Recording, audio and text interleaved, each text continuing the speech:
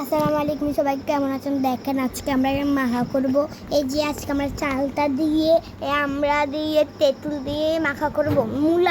মূলাও আছে, আপনারা ভিডিওটা দেখেন। এই যে আমরা মাখা করতে করতে আপনারা লাইক সাবস্ক্রাইব করে দিবেন। আপনারা দেখতে থাকেন। এগুলো কাটা করতে হচ্ছে। এই সবগুলো আমাদের গাছের সবগুলো এগুলো।